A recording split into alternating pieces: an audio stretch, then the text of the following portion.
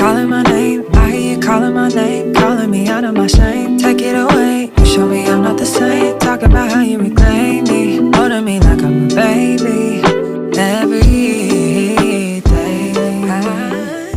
Hey everybody, welcome back to another episode of Girl Listen. I am your host Shanice, and I'm very excited today because I got my good sis. I'm talking about my good sis here today with me. This is Lady Danielle Koger, better known as Lady D. Now I'm a attempt to do a resume, and you just let me know if I mess it up. Lady D is the First Lady of Shifting Place, where my pastor, he's my pastor too. I don't care what anybody says. Is William Koger. It's here right in Winston-Salem. If you're looking for an amazing church home, if you're looking for somewhere to visit, please, by all means, give their church a try. You will not be disappointed. It is a preaching man, and this is a singing woman. So you got everything. That's a church. That is a church. But I am very excited because aside from all of that, being the first lady and helping with all that she does, over like the last year or so, God has been cultivating a true sistership and friendship, and I'm very, very grateful and excited about that. And so when she said yes to being on Girl Listen, I was so honored, and my heart was filled with so much joy. So welcome. Hey girl. How are we doing? I am doing great. I'm so excited to be here, and I'm so proud of you. I've been watching. I'm like, look at her. She's doing it. I love it. I really appreciate it because, child, you know how it is when God be like, okay, do this. Right? Like, what are you talking about? You like me? Yeah. No, you're not talking to me. We went through all of those emotions. I believe it, but it is very nice to see you blossoming. I love it. Thank you. I really appreciate that. Yes. To God be the glory. I am before we hop in, I like to hug people. More so than that, there is just studies that have been done that it, cultivates a safe space, and that it helps us to lean into one another and get rid of like the nervousness and all of the things. But consent does matter. So may I hug you? Absolutely. Oh. Thank you so much. Yes. Thank you. I really appreciate it. Now I feel ready. Oh yeah. We good. So, how are we feeling about being on the show before we just hop in? I'm honored. I really am honored because I'm like, me? Yeah. Yeah. Oh yeah, for sure. And then looking at everyone else that you've had on and stuff and their accomplishments and all the things, I'm like, what are you talking about now? But I love watching. So I am honored to be sitting here with you. Thank you. Yeah. And I don't know what you're talking about. You're accomplished. We're doing things. Right. Yeah. Yeah. Got it. Okay, we're gonna talk about that. Yeah. We're gonna definitely talk about that. I send out an intake form to all of the ladies who are gonna be on the show, and it's not just to get in your business. But it's just to have a guide for our conversations. And I also like to make sure, because when God places a woman on my heart, a lot of times he gives me a little insight into why that person would be good for the show. And so the intake form is just to see if it's matching up, if it coincides. Of course it does, because he's God. Yeah, for real. And so I am grateful that you were able to share and that you're willing to share. I know it's not easy to open up and talk about hard things, but I do believe that this space, for one, is a safe place. And then for two, I think that God wanted women to know that you're not alone.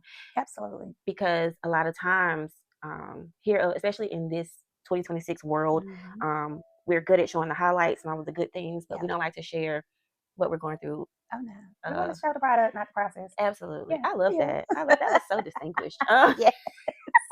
Absolutely. But it's true. And so I'm grateful that you're here. So, and moving into our conversation, I want to start with something that you mentioned in the intake form. I asked you if there was any lies that you had believed about yourself, and you mentioned that you thought that you were mean. And girl, yeah, I've never picked that up before. The beautiful part about saying that you've never picked it up is there are so many people who have responded the same way. Unfortunately, in a season of my life, I was surrounded by people who were constantly calling me mean, calling me hateful. And I started believing it. So then I started making sure that their experience of me was exactly what they called me. Oh, you know what though? In some ways I resonate with that. Because I am a PK, there's just these expectations. And I am who I am. Always been. I've always been who I am, even post Jesus. That was one thing. Of course, I wanted to surrender myself and my life and all of the things to God and allow Him to work in me. But I did not want to lose myself essentially and who I am at my core. And I'm just the type of person, and I think you might be as well, that I just got to get to know you a little bit. I do. Okay. I do. As far as opening up, absolutely. Yeah. I can. I'm one of those people. You know how people say you have to earn my trust. I'm actually the opposite. I'm more like you have to maintain it. I love that. So you come in and I'm like, okay, until you show me different. Then I'm okay. You know, so everybody starts with, you know, a 100 with me. You just have to stay there. But I mean, once you hit 70, what is it, 69? That's a failing grade. Like, it's downhill from there. I love it.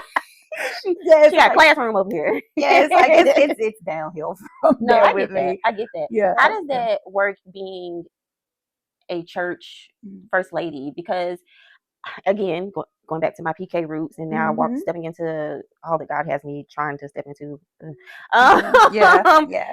I know that there can be people who come into the church and they say, I am here for y'all. And then the experience is not the same. I know that for a fact. Bless their heart. Yes. So how does that work in that area? Well, the good thing about it is I was a preacher's, well, I'm an elder's daughter. Okay. And so my mom a lot of times was close to the pastor's wife. And I really thought the way my mother treated the first lady was really how people treat the first lady. Like she covered, she was there. My mother is a steel trap. Once it goes to her, nothing ever comes back out. And I thought that that's the way it was. And so once getting in, I had to understand that these people are people. They're people. And everybody's yay and nays aren't yays and nays. And I just have to sift through it, you know, eat the meat and spit out the bones. Absolutely. Yeah. Absolutely. Yeah. So that's the way I've had to navigate, even dealing with members or visitors, because everybody is with you until they're not. Yeah.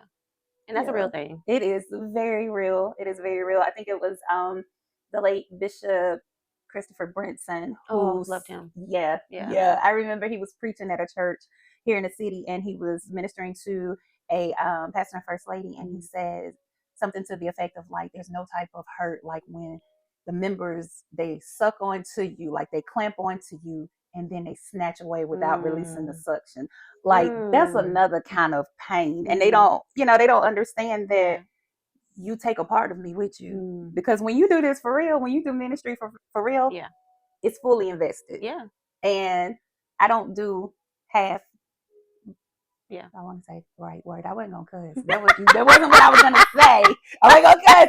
I don't give God, half. I'm an all in. I'm an all in. And Pastor picks on me all the time. He's like, she is an extremist.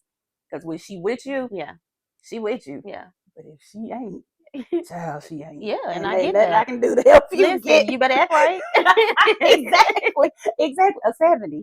It's a passing grade. Like, yes. You better act right. So does that play into, because again, not a first lady, not a pastor, just PK. I've lost trust with people because of the way that they've handled my parents or my grandparents. But does that play into you at one point in your life feeling like you were mean? It didn't play a part. It was a part of the part. Okay. Like I've had, I was labeled mean. Gotcha. I was labeled mean before my husband started pastoring. Yeah, I was labeled mean before he started pastoring, and then when he turned around and started pastoring, then I got messages or conversations like, "Oh, I didn't realize it. Oh, you're actually okay. Oh, you're nothing like they said you were." And I'm like, "Oh, really? Who is they? Yeah, first of all, let's start there. or what exactly was that about me?" And then once finding out, I was like, okay. But there were still people who felt like I was mean because I don't play when it comes down to the things of God. And my expectation is very high of people, and if you serve, I haven't been I'm not always the easiest in the sense of like I don't take a whole lot of excuses and stuff like that. It's like either you out or you in, that type of thing. And sometimes that gets seen as mean, or I'm very much so about Pastor Koger. Yeah, absolutely. All about him. Absolutely. And where he is, I'm going to be. And some people felt like, oh, well, she's standoffish, she's not approachable. Well, no, I'm just with him. Yeah. That was it, but I've had the pleasure of being some people's first lady, because I do think that there's a huge difference between a first lady and a pastor's wife. Yeah. They're not the same. And so for those that I am their first lady, they see another side of me. Oh, okay. Yeah, they see another side of me, but everybody doesn't require a first lady. Some people are like, I just need my pastor and that's it. Okay. Yeah, Jill. Okay. And that's good because we have clarity. Yeah. Yeah, we have clarity. I think that's a wonderful point about some people want you to be the pastor's wife, and then some people want you to be the first lady. Yeah. And I can definitely understand the difference in the two, but for someone who might not understand what that means, what does that mean to you? So for me, a pastor's wife is simply a woman who is married to a pastor. That's it. Okay. Just as plain and simple as that, whether she was married, whether he became a pastor after they got married or they were already, he was already a pastor. A first lady for me is someone who is alongside of him and who is invested. Okay. Who is invested in ministry like she's invested in her home. Absolutely. Like she's invested in her marriage. She's invested in her family. She doesn't just show up. And she ain't no busybody either. Absolutely. Because everything don't fall in your lap. She knows her call and she works her call and it accompanies his. Gotcha. And she helps to build the house. I love it. She helps to build the house. And the benefit for the members is this. When you call for pastor, when you got a first lady too, you get her too. You get her too. So those conversations that you may not be comfortable talking to pastor about, and you need a female to talk to, you experiencing some stuff in your family. When you call your pastor, you get her too. When he show up, she do too. And so the reason why I said that with being just the pastor's wife, some people are like, no, I just need my pastor to come pray, and he gonna go and pray. And I'm gonna be at the house making sure his food is ready. I know that's right. Be there making sure that his home is clean, and like he likes to call it, that is his peace. And I take pride in making that man's peace. Yeah. So that is the difference between the two for me. Okay. Yeah. Okay. Well, thank you for clarifying, because I think it's important for people to understand things like that, and for people to know that you're not just villainous, but you're also a protector. And being a first lady, I feel like it's your job to watch out for your husband and protect him and protect the house and all of those things. I'm not, as a wife, I know that's my job. Exactly. To see the things that he can't see. Exactly. Because especially with nice men like Pastor Koger, because he really is just a nice guy. And I know that because my dad is the same way. Just want to help people, want to be there for people. But sometimes it takes a woman to be like, No.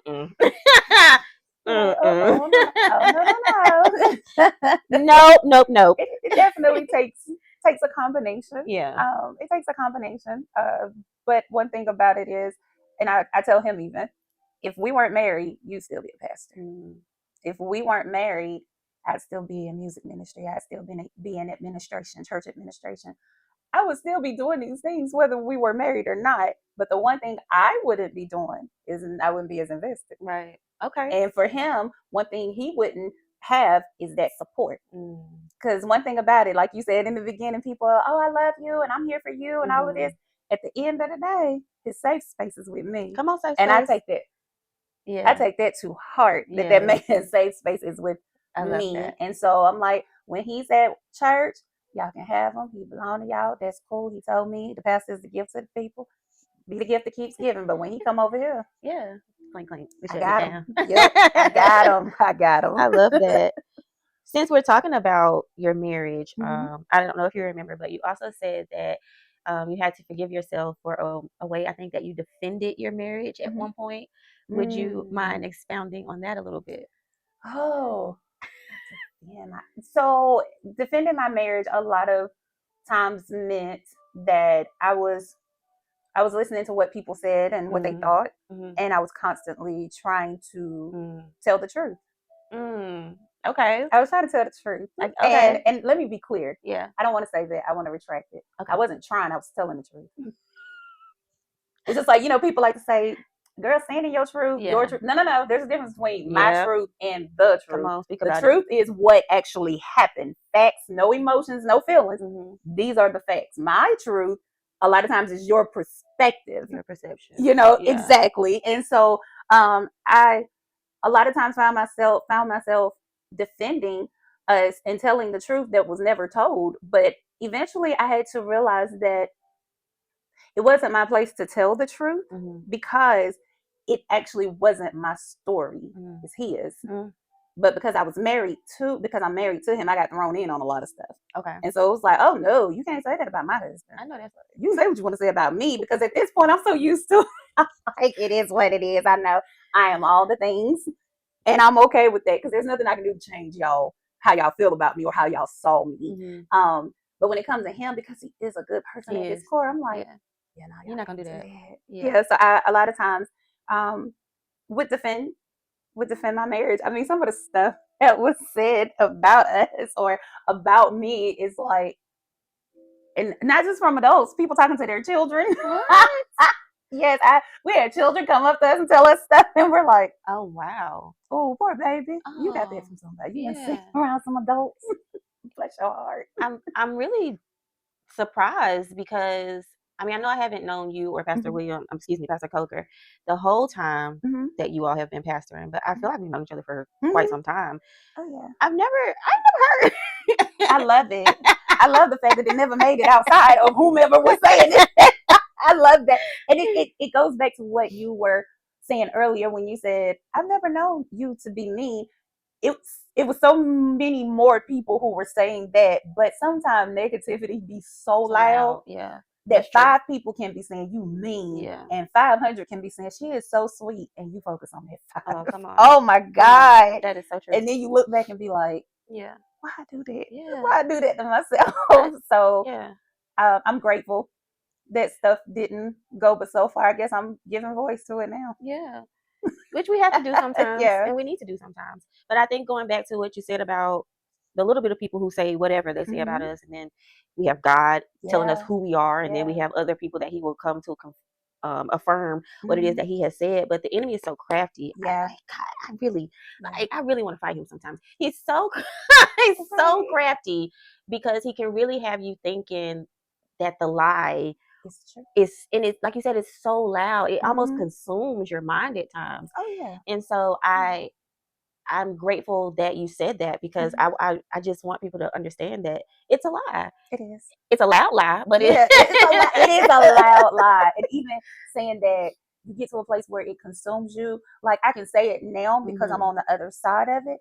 But at some points, in some seasons, the negativity was louder than what God was saying about me. And I was just like, it must be true. Like, knowing, true. You know what I'm saying? And knowing what God has said about me, knowing what my parents have put in me, and how I have a family that affirms me. I am the baby of the family. So I have always, yes, I have always been protected and all of the things. And, and to unfortunately kind of get that shaken up, it's like, girl, one day I was like, girl, no, that's not who I am. This is not you. This has never been you. This has never been you. Like, Bill, come out of this. Like, come on, let's get up out of this. You do get to that place sometimes where you're like, okay, that's enough of that. Exactly. And exactly. Especially in your position, I feel like you really have to get to a place where you just like, listen, I am who I am, and I'm sorry if you don't. I'm sorry if you can't like that or whatever, but I am who God made me, and I am who He says I am, and not what you say I am. And so I'm very grateful that you're on the other side of that, because I love who you are. Thank you. I love you too. I really do. I want to transition into a more tender subject, and I want to make sure that I'm being very graceful about it, because you also talked about you talked about the loss of your babies, and we're just always going left field right now. I really want to firstly say that I'm very sorry that you've experienced that, and I know that's not easy. Being a mother myself, although them kids wreck the nerves, Thank you. All three of them. They are cute nerve wreckers. I cannot imagine them being there one moment and then not being there the next, because I feel like as women, the moment we know that there's life there, we fall in love, whether it's expected, unexpected, wanted, unwanted. Yeah. I just feel like there's love there. Yeah. And so I want to just offer you and Pastor Koger my sincerest condolences. Thank you. How I want to kind of start, if you don't mind, because I really think that it can help someone who's gone through the same thing. What were the emotions surrounding losing the babies? Oh, there was, for the first one, it was a lot of guilt.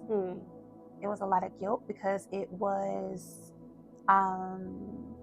let's say, we were almost 2 years into him being at our current church and pastoring there. And I was in the middle of directing a choir and started miscarrying. And we had just told the church that we were pregnant. And I'm not laughing to make light of it. I'm just, sometimes it is mind blowing to me, the fact that I still have my mind. Listen. It is but I know it's only because of the grace of God. That I still have my mind, and that I'm able to even keep it on him so he can keep me in perfect peace. And we thank him. But yeah, we had just told the church we were pregnant. This was our first pregnancy. We had been married 11 years. Oh, wow. And we had just finished telling the congregation. I left out and came back into the sanctuary, started directing the choir, cut the sound off, because I was like, yep, something ain't right. And so ended up leaving. He was still up preaching. Talk about a level of dedication that my husband has. He is preaching, and let him tell it. He told me, I knew something was up when you walked out and you didn't come back right away. When your oldest sister walked out, and then she came and got mama. When she got mama walked out. Your older sister walked out. He was like, it was just too much. And I said, I got to get through this message so I can get to her. And my mother told my sisters, get her to the hospital. One of the church has a nurse at the church. She literally had to come in and be like, you're going to be fine. Like, she was just calm. You're going to be fine. You just need to go to the hospital. I said, really? And she's like, yeah. Went to the hospital. My mom said, I'm going to stay here with him, as in with my husband, because he needs to finish what he's doing. And if he see all of us gone, he's not going to be okay. And I'm like, you my mama. Mama. But it was, it was okay. Both of my sisters, my best friend, they were all there. And so as soon as he finished preaching, one of the ministers got him to the hospital. And the emotion of guilt around that was because there was a lot going on, and I could not focus like I needed to on me. Okay. I couldn't focus on me. I couldn't focus on the baby. There was a lot of negativity around him and I. And I just couldn't break from it. And I would never say that it is anyone else's fault. Never will I say that, because I'm in control of me and what I allow in my space. But I just was not, I did not prioritize myself to carry. And therefore, I believe that is why we lost the first one.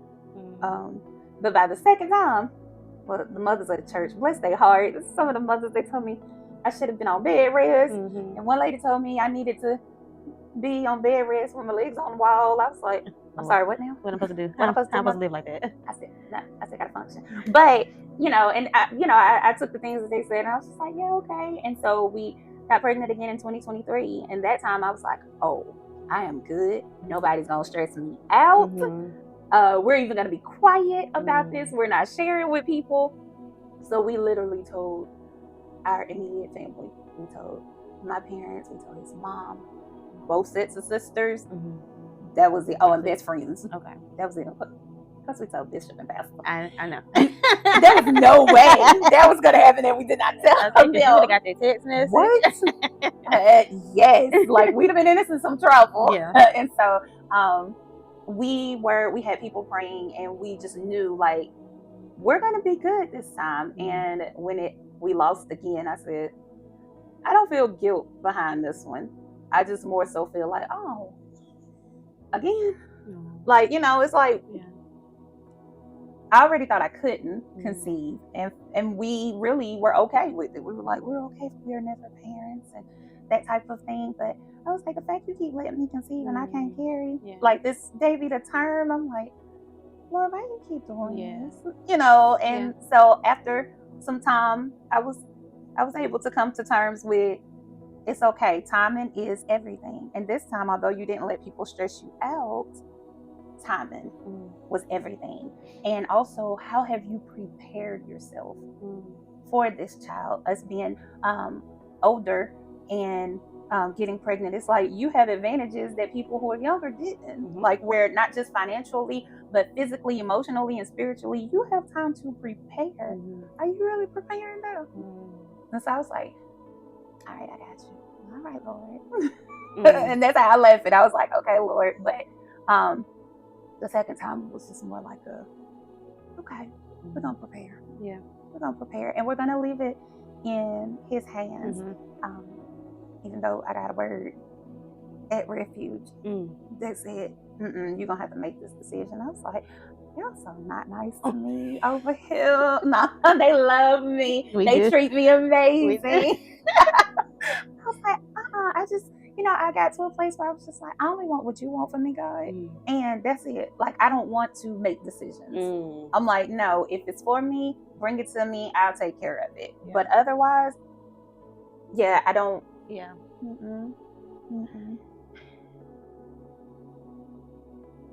I got so many like gems in there. How far along were you the second time? Oh, second time we were 8. I think we were 8 or 9 weeks. Okay. Because we were further along the first one, we were only 6. Okay. Or maybe we were, no, full term is what, first trimester is 12? Yes, the 3 months. Okay, so we were, I think around, it had to be around the 8, 9. Okay. Yeah, because we were not far off. Okay. What do you think that God meant by where you weren't prepared? Is that what you got out of that? Like you just weren't ready? Like you weren't ready? Prioritizing. Okay. Prioritizing.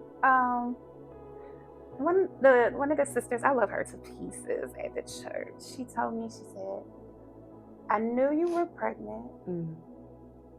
I knew you were not going to carry full term though, because you were still so engulfed with what was going on here. And I was like, why you ain't tell me? Why you ain't just say that? So I could have been like, okay, Lord, let me go ahead and just drop this and drop that. Because the first time, like my mom and Mother Koger were just like, you know, you get pregnant again, you're not directing, you're not singing, you're not. I had lined people up to do praise and worship, brought somebody in to work with the choir, like all my ducks were in a row. But I was thinking about other stuff, like still being there for him. Okay. One thing about us is we're very joint at the hips. We are, and you don't see him a lot without me, and me without him. And even when it comes down to ministry, he doesn't go a lot, and I'm not there. Yeah. And the handful of times he has gone, those have been men conferences. And then last year was the first time he went to convocation and I could not go. And I got that a lot from my mother. When my father would go and minister, my father never went and my mother wasn't there. I can count one time and she was sick and me and my older sister were there with him. Okay. Like, yes, she didn't play it. I get that. we don't send up, we support, you know? And so I was thinking about, and the lady was right. I was thinking about stuff like, oh, well, you know, I found out in May, convocation is in June. Am I going to be able to fly? You know, and stuff like that. Or when I have the baby, is somebody going to watch the baby so I can be with him, like prioritizing in that way. Like, this is a new role. And what I probably should have been telling myself is prepare for motherhood. Prepare for your spouse is going to always be there because he's going to be preparing for fatherhood too. And so in that, just making sure that we both are prioritizing this new role, not forgetting about husband, wife, and not even forgetting about self. Yeah. But that's a new role, and you're talking to somebody who's been married 20 years. Mm-hmm. So it's like 20 years, it's just been us. You know, the first 11 years, it's just been us. And even by 2023, that's what, 17 years, it's just been us. So it is a transition. And I am now in a place, 3 years later, where I'm like, oh yeah, I get it. Okay. I get it. Making room for this child, however this child comes, if that be God's will, but making that space instead of being like, well, we're gonna do this and how we gonna do that, and it's more like, well, where they gonna fit versus making room for them. Like, it's what you transparent, Jesus. But that was where my head was. And I mean, at the end of the day, you're looking at two apostolic church kids, like, who actually love church. Like, we grew up loving church, going to church, serving in church, and now as adults, we're like, man, we still love going to church, and serving has a new face, but it's rewarding. It's like there's another part. There's another part, so make room for it. Make room. I love that. Absolutely. We have to make room for the blessings. But until then, I got some great nephews that they have TT's heart. Yeah, they have TT's heart. You still want children? I'm open. Okay. Yeah, I am open. I will never close that door. Okay. Yeah, I never close that door, even though, biologically, the people say one thing, but I'm like, listen, look, these days, exactly. You don't know. That's why my door is going to stay open. Okay. Yeah. I love that for you. I'm grateful that you are in a place where you can be transparent about it and be open about it, and that you didn't allow it to. I think some people allow it to completely just kind of shut them down, and they lose hope and focus, and not that's. It's hard to come back from, I'm sure. Did you ever feel like, as a woman, because I've heard this before too, like, I couldn't do what women are supposed to do? Was that ever your struggle? It was a thought. Okay. Like, is there something wrong with me? And not only is there something wrong with me, but again, why? Why me? Out of all the women who, and then with my profession where I work, being around children who are in foster care and waiting to be adopted, and I'm saying, I would never, not to say that for some people, different situations causes them to have to give up their children. I'm like, Lord, I would take care of, so why not? But even in the last year or two, I shared with Will, I said, I may be open to fostering. And he's like, you? Because, anybody who knows me knows I'm a connection girl. And it's like, when I'm connected. And he's like, okay. But I had an experience while on a work retreat, and a child actually was reaching out to me. And, I was working, so I really wasn't paying attention. I was like, oh, hey. And I went on what I was doing, and they kept reaching. I'm like, okay. But then once I left and I'm on the ride home, I can't stop thinking about this child. And I'm like, why am I thinking about this child? And I inquired about the child, but thankfully they were reunited with their family. But I told him, I said, it's something that resonates with me, because I've dealt with a lot of rejection. It's, in the area of ministry that we are in, because I've dealt with a lot of rejection. I identify with children who are in a place where they probably feel like they're not wanted because they've been given up or they've been taken. And I'm like, as someone who has felt rejection but had the love of family, I want to choose you. I want to choose a child so they can see that somebody wants them. You know what I'm saying? Because I know how it feels to be wanted. And people don't want you. Like, and some people have actually came out and said the words, like, like, oh yeah. Oh wow. Child, when the camera turn off. Okay. But when you have experienced that, and then you think, I'm around children every day. Even I don't work directly with the children, but I'm at a place where there are children here and they feel what I have felt for a short period since they've been here. They don't have an identity, like, but I have the ability to help them create an identity. I love that. You know what I'm saying? Yeah. And they don't have to grow up feeling like nobody wanted me. So I feel like even in the rejection that I've had to deal with, I'm like, well, maybe this is why. You know, maybe this is why, so that I can identify with a child. You know, and make their story different. I love that. Yeah, I love that. And we just really never know why God does what He does, and why He puts us in certain situations. I mean, I know it's to grow us and to allow His glory to be revealed in everything, but I think it takes getting through and getting to the other side to be like, oh, okay, I see, Lord, you could just tell me that, but that would be nice.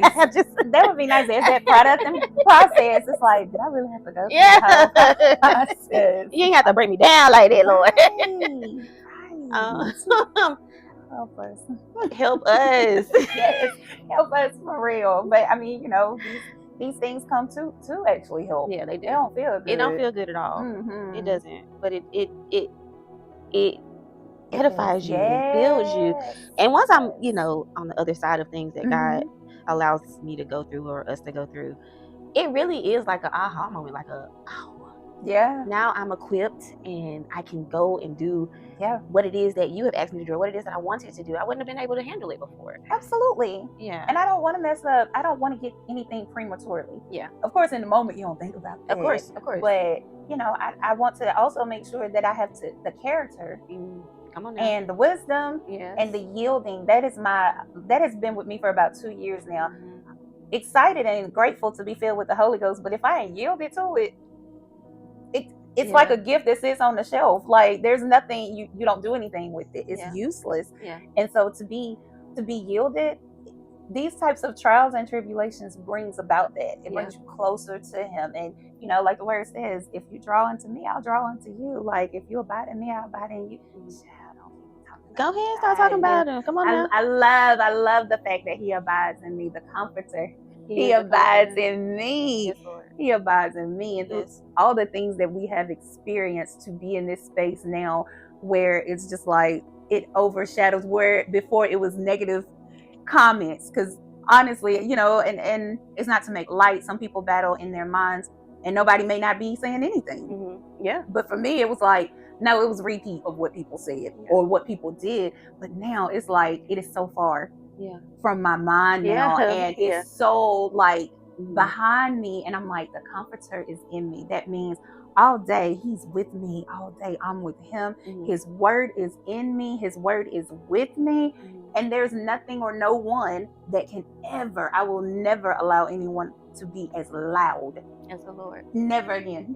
Never again. But you know, Pastor often says, and I laugh because he's like, we got married young. Like, I was 21. Oh, y'all did. He had just turned 23. Wow. And then he started pastoring. I think he started preaching at 25. He was pastoring by like 27, 28. Oh, wow. And then he went to our current church and started pastoring.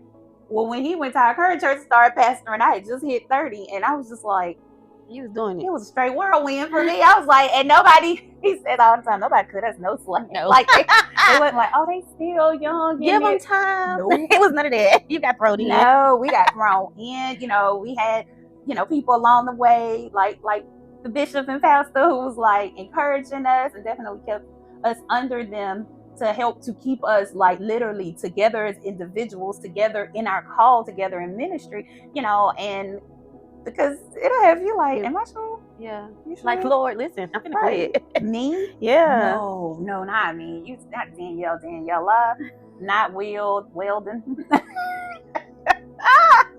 But you know, when God puts the right people around you, and like I said, everyone, you know, it wasn't everybody, but for the ones that it wasn't, you know, eventually you were able to see them, and you were able to hear them, and I even told some of them, I am so sorry that I lumped all y'all together, but it was just so loud with the 5 or the 6, and you know, but you've always been here for us, like genuinely. You've always been here for us. You always had our back. You made it easy on us Thank you. Yeah. Yeah. Thank you. Yeah. Thank you for cutting us some slack. I appreciate that. Yes. For giving me some growing room. Yes, give me some room to grow. Yeah. And you know, the thing is, Pastor said, boy, leading, pastoring will expose every imperfection.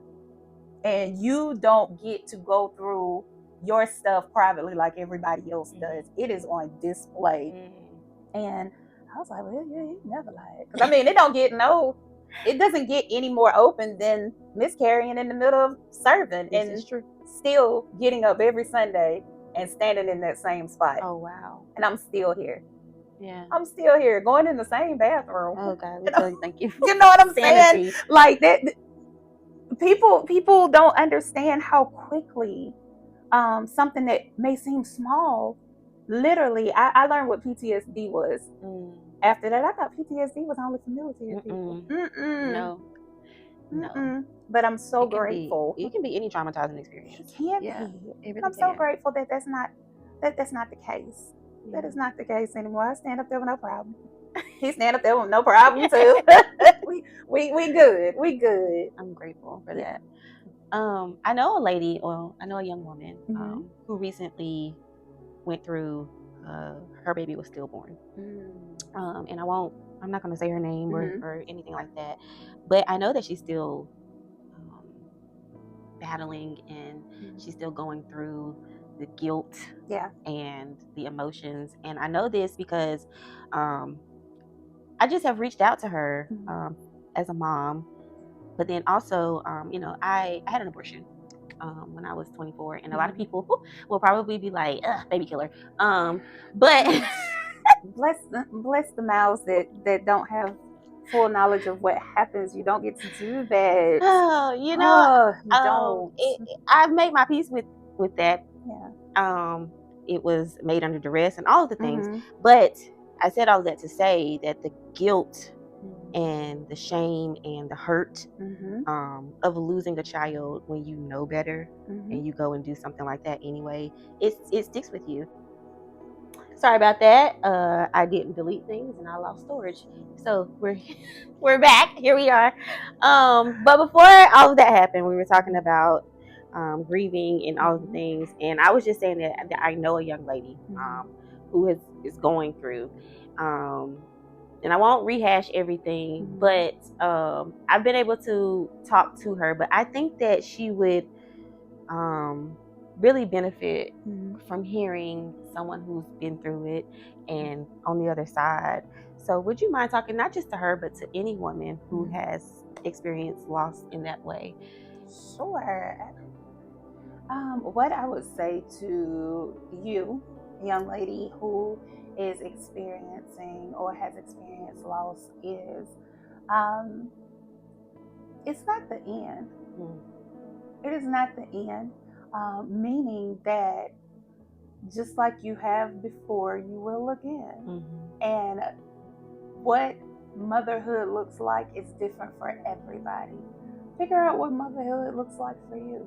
And just like the word that I got at Refuge that day, you make the choice.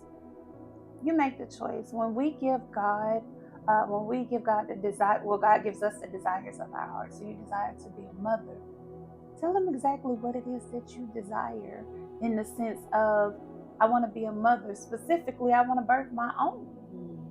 Show me how that needs to be done. Not in the literal sense, but show me how that needs to be done. Show me where the blockage is, if there's even a blockage. You know what I'm saying? Some things are mental, some things are spiritual, some things are physical. Even explore the option, all of the options: adoption, fostering, even those that are in your own family. In your own family. So I would definitely say, figure out what motherhood looks like for you. Do not blame yourself either. That is not going to help. It is not going to help. It actually prolongs healing. And honestly, that's where we need to get you. Heal and whole. Yep. Lady D. Yes, ma'am. You my girl. I could talk all day. Oh, yeah. Oh yeah. But I am grateful for you being here, and I'm grateful for this conversation. I think that it was enlightening and just what the people need to know, especially those who are dealing and can resonate with the same issues. I would just like to say to any woman or man or whoever may be listening, if this any piece of it resonated with you, please sit with it, pray about it, and allow God to speak to you. And if you know someone who could benefit from this conversation, please share it with them. Not for me, not for Lady D, but for healing to take place, for God to be able to do what it is that He wants to do in the life of His people. I believe that healing is so needed today. We carry around so much and we don't share, we don't let people know. But you're not alone. You're not alone because God loves you and we love you. Do you have anything you want to say or add? No, thank you again. I enjoyed this. This was good. No, well, I This was appreciate good. that. It's good to be able to talk about things and realize that you're healed because you can talk about them. And I ain't have to use a tissue box. Look, I ain't have to. I could have if I needed to, if I wanted to, but I know I'm healed. Yeah, I love that. I'm happy that I'm hopeful that I'm able to help somebody else. I love that. Be healed, be set free, be delivered. God has that for you and He wants you to walk in that. I'm praying for you, and I hope that you remember Jeremiah 29:11. God has plans for you, and you are not alone. You are seen, and everything is going to be okay. Have a good day, a good evening, a good night, whenever it is that you're watching this. Love you so much. It's so good.